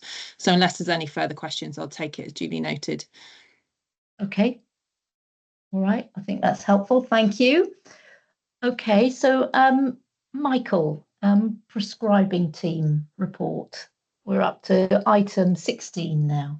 Okay. Thanks, Debbie. Yeah. So this time, the last time I focused on our strategy for one of the 5 priorities that we'd picked out of the 16 national strategic priorities, which we're asked to pick out 5 from, but we're really, managed on delivering all 16. So I thought I'd go into a bit of detail on a couple of others. So one of the other ones on our list of 5 is managing valproate safety, which is towards the end of the report, which I'll cover in a tiny bit of detail because we've put a little bit of detail in there. But one of the other 16 national priorities is reducing the carbon footprint due to medicines. You'll see on the infographic on page 2 that primary care medicines is the biggest contributor, according to that graphic, of carbon footprint in the NHS, with secondary care medicines and building energy being the other 2 big ones. And reducing carbon footprint, 4% of the whole carbon footprint is due to the propellants within inhalers, which is fascinating. Recently, it was at 2019, it was discovered that the propellants that we moved away from CFCs, which were destroying the ozone layer, to HFAs, which we've now discovered have many thousands of times the global warming potential of CO2. So we're moving away from those. And just some big success secondary care have had in reducing volatile anesthetic gases. Desflurane, you can see in table 1, just got that to 0. And then so the carbon footprint of anesthetic gases across our system is very low indeed, which is brilliant. The carbon footprint of inhalers is a long-term project, because this does involve talking to patients and making changes to inhalers, ideally face-to-face or opportunistically. But you'll see our carbon footprint in terms of tons of CO2 on table 3 is coming down very nicely, which is we've got a detailed action plan which we've delivered there, and some public-facing campaigns asking patients to ask about, at their next review, changing to a greener inhaler, which we will refresh in the near future. So the other of our top 5 priorities out of the national 16 is improving valproate safety. So it's a known teratogen. There's been many warnings over many years from the MHRA about practices and secondary care having a plan in place for pregnancy prevention program, but patients have slipped through the net many times, and some have come to harm. So they mandated us through a National Patient Safety Alert to have an action plan, so we brought together an ICS group. And this has been quite difficult, I have to say, but it's a bit of a test of the ICS, and we are actually ahead of most of the rest of the East of England in terms of our actions and delivery of this programme. And so there's quite a lot of detail in there. I'll take that as read, but it's now being extended to men over 55, which is not entirely logical, but I think they felt equality was better than logic to some extent. And that's also being extended to another migraine treatment called topiramate, which is largely prescribed in primary care. So we're extending that piece of work, and it's part of the PQS prescribing quality scheme this year, asking practices to do some basic audits on this work, and we'll be getting patients referred into secondary care to make sure that they've got the consultant-led follow-up, particularly with neurology, with the valproate patients, etc. I'll stop there because I know we're pressed for time. Okay, thanks, Michael. I never cease to sort of, wonder at what I don't know. in this arena, and you know, the stuff actually about the carbon footprint is just not something that I'd ever thought about. So that is an interesting one to put in front of us. So thank you for that. You know, acknowledge the way that you're working through those 5 areas. I think that's really helpful. Okay. Any questions or reflections for Michael on this? No? Okay. All right. Oh, Karen, there we go. I think it's just important for us to acknowledge, as we have done, the huge amounts of work that Michael's team does, and Michael, in terms of financial savings, the effectiveness of the medication. And when you look at the complexity of what we're managing and the market and the management of the markets at times with drug shortages, can't be underestimated. So it's just a thank you to Michael and his team. Thank you. Oh, thank you. Yeah, thank you, Karen. That's very well made. Okay, all right. Let's take then the next item, which is the estates quarterly update. You'll have to guide me who's presenting this. Hi, Debbie. It's Catherine Walter. I'm presenting it today. Hi, Catherine. Yeah. Catherine, there's again, you know, some fantastic detail and huge amounts of work reflected in this. Guide us through what you think the key things are we need to clock today. There's just 2 things, if I may, Debbie, because I know you've got a packed agenda. The first one, on the first page, you'll see we've had the premises cost directions, very long awaited. So the 2024 directions replaced those previously from 2013. And I was just going to say we are waiting for further guidance on those directions. So NHS England intend to publish some guidance which will impact on the application of the directions. So while we await that, it's a little bit of a delay, but we are going to check in with our regional estates colleagues this week, see how they're handling those delays and see if we can mitigate them a little bit. Lease rent reviews is the main thing that we're kind of putting on hold while we wait for that additional guidance. So that was one point. And the second point I was just going to update on is that good news. So Wave 4B, so this is on the second page, the primary care hubs. We had a little bit of a delay at Kings Lynn while we waited for the power supply to be connected. The power supply is connected, the lights are on, and that site is now being commissioned. So we expect that to reach practical completion on the 27th of September, and then services will start moving in after that, and the building will be handed over to them. So that's really good. Blackheath, the other Wave 4B new build, that is now on site and underway, and we expect the actual modular buildings to start reaching the site October time, and we'll be taking stakeholders to the site in the same way we did for Kings Lynn in November. So we'll get to see the site as it shapes up before Christmas. I think those were the only 2 things I was going to raise, Debbie, but obviously very happy to take any questions. Okay, thanks. Thanks, Catherine. Anything committee members wanted to ask or raise? Bill? Yes, thank you very much. There's 2 things. One is the new hospitals programme is going to have an effect with the new models of care. And I wonder if we will be getting a report from the estates programme about that, or whether that is not yet on the radar of the estates team. Thanks, Bill. That is on our radar. You've drawn the short straw today because I am the primary care side of the estates team, so I haven't got so much to do with the new hospitals programme, but I know that my colleagues have been talking to those that are involved, both Paget and QE, about what services might be looking more out into the community. I'm not quite sure how far that work has got, but I will ask my colleagues if they can either include an update in our next iteration of this for this committee, or whether it might be helpful for us to do something separate. So if it's okay, Bill, Debbie, I'll take that away and then confirm how we can update you on that. Thanks very much, because I think it is going to have an impact on the estates for primary care. So I think we ought to be considering it now, especially as it's being discussed elsewhere. And the other thing is that the new government has thrown a spanner in the works of all the local plans and developments of the district councils, the housing authorities across Norfolk and Waveney. And that I think the minimum amount their housing increase across Norfolk is 65% increase in the provision of housing above what they'd previously been planned to do. So I think there's going to be quite a lot of change. Well, all of the local plans will have to change, and there will be a step change in the amount of housing that they're all expected to deliver.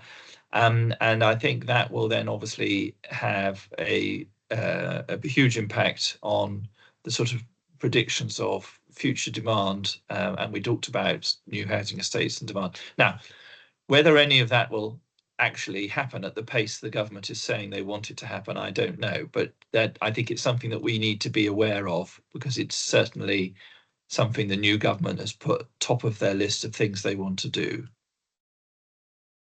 Absolutely right. And my colleague who deals with the planning authorities and works closely with our colleagues in the other councils has been talking to them about the remodelling of their local plans. So what we're doing is looking at their projections in terms of what they think the increase in their housing numbers will be, and we're modelling that through in terms of what the impact will be on the health infrastructure. So I know that's a piece of work that's ongoing at the moment. Some councils have come forward to us. I think we're waiting to hear from others what the impact's going to be, but that's a piece of work that started since producing this report. Actually, it's quite live at the moment. So yes, we are remodelling our figures to look at what the impact of that additional housing, as you say, if it does come about, would be. But it does, as you say, it increases the demand that was already there, and the pressure on premises that was already there will be heightened. Yeah, well, thanks very much, Catherine. No, thank you. Thank you. Okay, so I'm going to move to 18 now, which is the finance update. I'm wondering if that's Rashmi, is it? Yes, it is Rashmi. So good afternoon, everybody. The finance papers are for July month 4, and I take it that you all have read the papers. The key highlight points are that there was a forecast overspend as against the plan for the full year for 5.1 million, and this is primarily due to the unidentified efficiencies in prescribing 4.2 million and primary care 0.9 million. So in 24-25 plan, there was an ambitious efficiency target in order to balance the financial position for both the ICB and the ICS. And so this led to an efficiency target of 7.25%. So whilst many schemes have worked and we have drawn them up, but there is a gap shown in the ICB finance, and that is declared in the financial register, risk register as well. Now, apart from that, there has been a slight overspend in GPIT and Optom, and that is because of increased eye tests, but that's mitigated by a small underspend in dental due to operational issues. Now, apart from that, the finance packs have also got a percentage analysis of the overspend in areas shown in the table, and the reasons for the overspend or the underspend as against the plan. Apart from that, we also have got the other areas, for example, acute mental health, community budgets, etc. shown in order to give flavor to the PCCC audience here, where and how the prescribing or the primary care budgets are performing in comparison to other budgets of the ICB. Moving on to the efficiencies, the ICB target for efficiencies for primary care and prescribing is 14.9 million, and it is assumed that that would be delivered. That is what was assumed in month 4.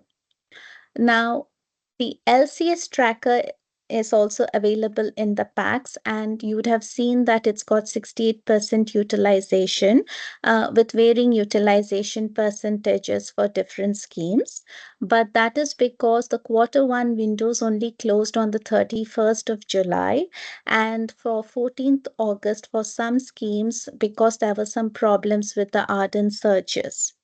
Claims will be processed, and it appears that it would become at previous year levels, so in the subsequent quarters. And there is also the appendix at the last of the slides, which explains the detailed financial position for primary care and prescribing. So if you have any questions, I'll try to answer to the best of my ability. Okay, thank you, Rashmi. That was very clear. Thank you. Okay. I mean, I guess the elephant in the room is meeting that efficiency challenge, and I suppose it's a question as to what steps are being taken around that. So we do have a fortnightly prescribing efficiency meeting with Michael's team, and I can see Michael is giving a big nod to that. Yes, and we have got a few, so it's a mixed bag. We have got a few opportunities coming our way, especially across the rivaroxaban off patent. But again, we have a few big risks because there are a few nice guidelines. For example, for tirzepatide, which is Mounjaro drug, which if it comes into effect, that means the cost pressures could be there. So there are opportunities. At the same time, there are risks. And so it is a fine balance to be maintained. And we are trying our best to keep within the limits and achieve whatever efficiencies we can. But because we want to be prudent, hence we have declared the unidentified efficiencies as in our numbers. And that is the reason we are forecasting the overspend at this point of time. Right, thank you. Anybody want to ask Rashmi anything or make a comment? No? Okay. All right. Well, I think, again, very clear and open. So thank you for that. And your explanations were really helpful, Rashmi. So thank you. Thank you. Okay. So we've now got a primary care digital update, and I see Anne's name against that. Conscious that we've rattled through these last items, and I guess the digital update is one that is really significant when I think of all the issues that we've covered today. So I wonder if Anne wants to just highlight maybe the main things, but it might well be that we actually want to revisit this when we've got a bit more time, I would suggest. But Anne, over to you. Thank you very much. So there, as you say, there's a lot going on in digital. So we're delivering the digital strategy for primary care in the pillars of infrastructure, digital access, innovation, and productivity. The infrastructure programme is very ambitious and has been already underway for over a year, with a move to store data in the cloud and to use cloud software. And now we're moving, we're putting in networks that replace the siloed practice networks. And in fact, they're the first stage of an ICS-wide network that will allow clinicians to work anywhere in any of the provider organisations across the ICS, and will obviously enable the Wi-Fi access for patients as well, whether they're in the hospital or in a primary care setting. That'll bring great opportunities for practices to use more Internet of Things devices within practices, and tablets, and loads of other tools that rely on Wi-Fi, as well as perhaps reviewing their practices around printing, because they can share more links and things with patients, and patients can use Wi-Fi in the waiting room to complete documents and so on. So it should be much easier to actually work in general practice. The digital access is around we have the cloud-based telephony project, which is going very well. As you can see, so by the end of the calendar year, all of the practices will have a cloud-based telephony system. NHS app uptake. This is, so we're at 56% of eligible patients. There's a target for 75%. Lots of patients that are coming to the NHS app now are coming because of the Wayfinder project, which is where the hospital information is coming through. Practices are also having some trouble supporting patients because of the lack of Wi-Fi. So we think once the Wi-Fi project is complete at the end of November, then we can support more practices to run more events on the NHS app. The online consultation system. So again, practices are have adopted these really well. Lots are adopting the total triage model and making really good use of the functionality that's available in these systems to manage the demand and capacity coming into practices throughout the day. Access to records to practices that have enabled that are seeing great benefits. We've had one practice that had 2 people working almost full time, just responding to patient queries that patients are now accessing themselves via the NHS app. So that's a resource that they've been able to redeploy within practice.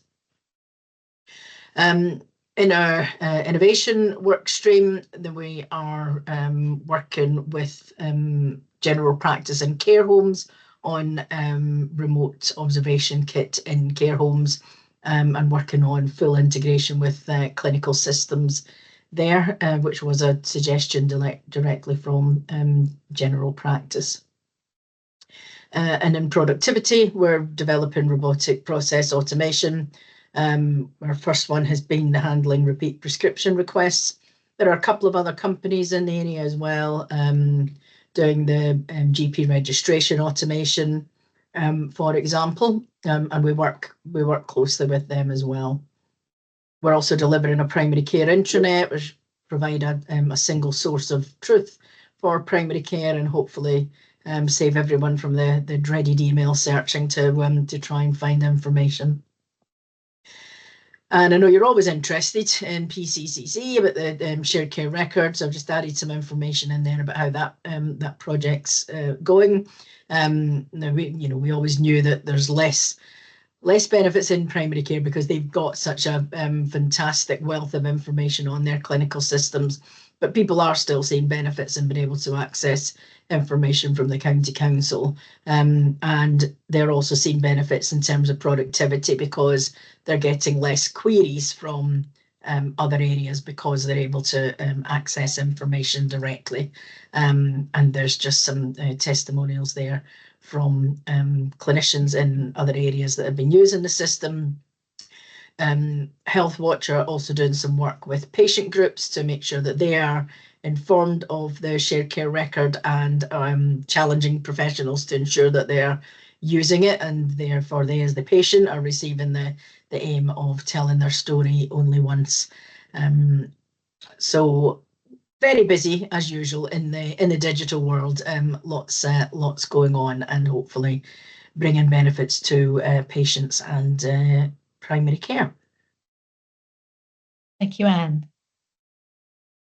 We have a regular update on the integrated care partnership around digital across systems, and I guess it does tend to focus on perhaps acute systems and everything. And just a note to self really that it might be helpful just to have a particular focus on primary care and perhaps the interface with primary care and other parts of the system. I might follow that up, but a really another sort of helpful update. Any questions or reflections for Anne? Bill. Yeah, thanks very much. Yeah, very exciting. I mean, if you think how far we have come with this in a relatively short time, and the idea that the IT and all practices will be accessible to a single care record, that seemed like something that was light years away, and I'm really pleased to see that that's up and running. I suppose my questions really are people recording information in a timely way? Are they all using it? And do we have enough training and support? So we've got this digital infrastructure in, but do we need to focus on behaviour in order to change the way or to encourage people to work in a different way? And one final thought, I'm very glad you told me what RPA stood for. I'm not very good with these acronyms, and just for future reports, it would be great if you did use an acronym rather, that there was some sort of explanation of them. That would be really helpful. Yes, of course. I mean, I try not to use them. That's where my skill comes from in bridging the clinical and digital world. So I do apologise for that. So one of the things I actually find that, and you're absolutely right in your observation, Bill, and I was thinking this myself recently, that when I started in October 2018, mine was the first digital appointment across 5 CCGs, and practices had siloed working, the CCGs had siloed working. I'm not claiming the credit for everything that's been done, but I'm just agreeing with you that the journey in digital really is amazing, because sometimes I just to pick out a couple of your points, I think, oh yes, but it's not everybody's not using it. There's still so much to be done, and that's true. But the change I see, I think, in the last 18 months to 2 years is that practices are actually much more open to the transformation side of it. So they are open to changing what they do and actually adopting the technology rather than just adapting to the fact that the technology is in their practice, and that's quite a shift.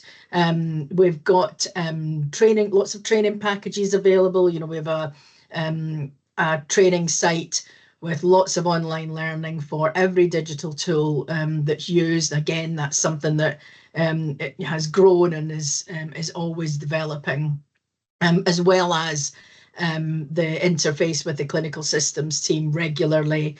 And we meet with the digital transformation leads. We make sure that they've got lots of resources to work with their colleagues in PCNs, and we meet with all the practice digital leads on a 6 weekly basis as well.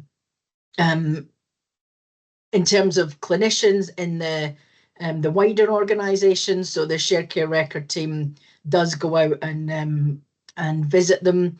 I think it's right that the EPR is sort of becoming the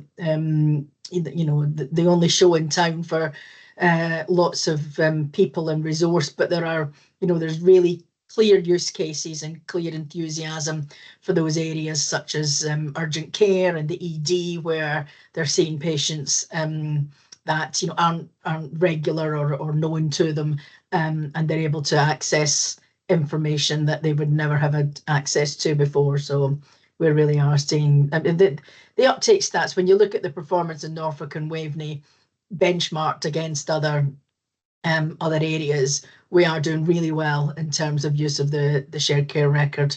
I always think it could be better though, but yeah. It's very encouraging to hear. Thank you, Anne. Yeah, thanks, Anne. Andrew. Yeah, I just wanted to feedback on something Anne and I have hatched together to do with the NHS app. So she's kindly agreed for one of her staff members to come and talk to us in East Harling in the village, where as a parish council we run a drop-in coffee morning type of thing. And I'm going to line up some older residents who may need some help with what apps are, and some of them what mobile phones are, and see if we can do an educational morning on how to make best use of the NHS app. And if there's useful information to come out of that, then we can feed it back into the system from there. So that's great, thanks. Okay. That's really good, thank you. That's a helpful update. Okay, thank you, Anne. Good to see you. Come back again. Thank you very much. So I think that has reached the last item. I'm not aware of any items of any other business. So I think that we can close the meeting. Thank you. It has been, a huge amount of information we've all had to digest and comment on. And I know that, we have sort of move to 2 monthly or 3 monthly meetings, and you know, Sadie and I have offline sort of reflected whether perhaps you know, given the weight and the sheer volume of the work everyone's getting to, maybe we need to just revisit that again so that we can give things the airtime they deserve. But thank you very much to all those who've produced this huge amount of information, and do colleagues follow up outside if there is other stuff that you felt you know you didn't have the time to cover.